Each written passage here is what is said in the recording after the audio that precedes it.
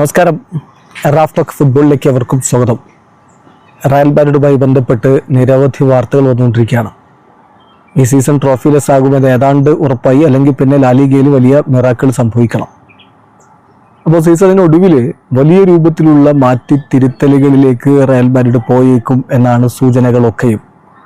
പുതിയ പരിശീലകൻ വരും. ആർബിലോവയുമായിട്ട് ഫ്ലോറന്റീനോ പെരസ് വരും ദിവസങ്ങളിൽ കൂടിക്കാഴ്ച നടത്തും. എന്നിട്ടൊരു ഫൈനൽ ഡിസിഷൻ എടുക്കും മുമ്പ് എന്താണ് അദ്ദേഹത്തിന് ഫീൽ ചെയ്യുന്നത് എന്നുകൂടി മനസ്സിലാക്കും എന്ന് റിപ്പോർട്ട് വരുന്നു. കൂടാതെ സമ്മറിൽ 1 to 3 പുതിയ സൈനിങ്ങുകൾ ഉണ്ടാവും. അതായത് തിരികെ വരുന്ന കുറച്ച് പ്ലെയേഴ്സ് ഉണ്ട്. ലോണ് കഴിഞ്ഞ് ഇപ്പോൾ എൻട്രിക്ക് വരും. അതുപോലെ തന്നെ നിക്കോപാസിനെ കൊണ്ടുവരും. അത് ലോൺ അല്ലെങ്കിൽ പോലും അദ്ദേഹം നേരത്തെ അവിടെ ഉണ്ടായിരുന്ന താരമാണ്. ഇങ്ങനെയുള്ള താരങ്ങളെ കൂടാതെ 1 മുതൽ 3 വരെ താരങ്ങളെ അവർ എത്തിച്ചേക്കാനുള്ള സാധ്യതയുണ്ട് എന്ന് കഥേനാസർ റിപ്പോർട്ട് ചെയ്യുന്നു. ഏതായാലും ഇപ്പോൾ ക്ലബ്ബ് വിശ്വസിക്കുന്നത് നിലവിലെ സ്ക്വാഡ് അതിൻ്റെ റിസൾട്ട് പോലെയല്ല, അതിനേക്കാൾ ബെറ്റർ ആണ്, കുറച്ചുകൂടി നല്ല രൂപത്തിൽ മാനേജ് ചെയ്യപ്പെടുകയാണ് വേണ്ടത് എന്ന് ക്ലബ്ബ് വിശ്വസിക്കുന്നു എന്നുകൂടി റിപ്പോർട്ടിൽ പറഞ്ഞു. അതോടൊപ്പം തന്നെ ഫബ്രീസോ റൊമാനോ പറഞ്ഞൊരു കാര്യമുണ്ട്. David Alaba is set to leave Real Madrid this summer.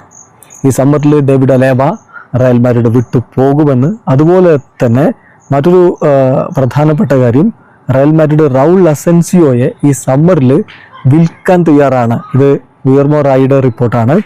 പിന്നെ ഫെർലാൻ മെൻഡിയുടെ കോൺട്രാക്റ്റുമായി ബന്ധപ്പെട്ട് ചില സംശയങ്ങളുണ്ട്. 2028 വരെ അദ്ദേഹം അവിടെ നിൽക്കുമെന്നാണ് അദ്ദേഹത്തിൻ്റെ ക്യാമ്പ് പറയുന്നതെങ്കിലും 2027 വരെയാണ് അദ്ദേഹത്തിൻ്റെ കോൺട്രാക്റ്റ് എന്ന് റയൽ മാഡ്രിഡിൻ്റെ സോഴ്സുകൾ പറയുന്നതായിട്ട് ഗുയർമോ റായി റിപ്പോർട്ട് ചെയ്യുന്നു. പിന്നെ എഡ്വാർഡോ കമവിംഗയുടെ കാര്യം, അദ്ദേഹമാണല്ലോ ഇപ്പോൾ ഈ UCL പുറത്താകലിൽ വലിയ രൂപത്തിൽ ക്രൂശിക്കപ്പെടുന്ന ഒരു കളിക്കാരൻ. അദ്ദേഹത്തിൻ്റെ പെർഫോമൻസിൽ റയൽ മാഡ്രിഡിൻ്റെ സ്റ്റാഫ് തന്നെ അസംതൃപ്തരാണ്.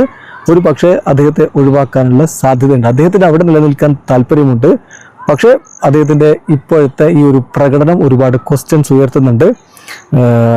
ഇപ്പം ഇംഗ്ലണ്ടിൽ നിന്നൊക്കെ ഒരു സ്ട്രോങ് ഓഫർ വരികയാണെങ്കിൽ ഒരു പക്ഷേ താരം അങ്ങോട്ടേക്ക് പോകാൻ തയ്യാറായേക്കും എന്നുകൂടി ഇപ്പോൾ ഗുയർമോ റായി റിപ്പോർട്ട് ചെയ്യുന്നു. പിന്നെ ഡാനി സബയോസിൻ്റെ കാര്യം, is expected to leave Real Madrid this summer. ഈ സമ്മറിൽ ഡാനി സബയോസ് ക്ലബ്ബ് വിട്ടേക്കും. അതേസമയം Aurelien Tchouameni, Arda Guler, Jude Bellingham, Fede Valverde ഈ താരങ്ങൾ റയൽ മാഡ്രിഡിൻ്റെ ലോങ് ടേം പില്ലേഴ്സ് ആയിട്ടാണ് ക്ലബ്ബ് കണക്കാക്കുന്നത്. അവരെ സെയിൽ ചെയ്യാൻ ഒരിക്കലും തയ്യാറാവുന്നില്ല. ഫ്രാങ്കോ മസ്റ്റൻഡൂനോയുടെ കാര്യത്തിൽ അദ്ദേഹത്തിൻ്റെ ക്യാമ്പ് ഇപ്പോൾ അവിടെ വിട്ട് പോകാൻ താല്പര്യപ്പെടുന്നില്ല. എക്സിറ്റ് പ്ലാന് അവർ ഇഷ്ടപ്പെടുന്നില്ല. ഏതായാലും ഇപ്പം ആർദ ഗ്യൂളറുടെ കേസ് പോലെ അദ്ദേഹത്തിന് സ്ക്വാഡിൽ തുടരാൻ പറ്റുമെന്ന പ്രതീക്ഷയിലാണ് ഫ്രാങ്കോ മസ്റ്റൻഡൂനോയുടെ ക്യാമ്പുള്ളത് എന്ന റിപ്പോർട്ടുകൾ കൂടി വരുന്നു.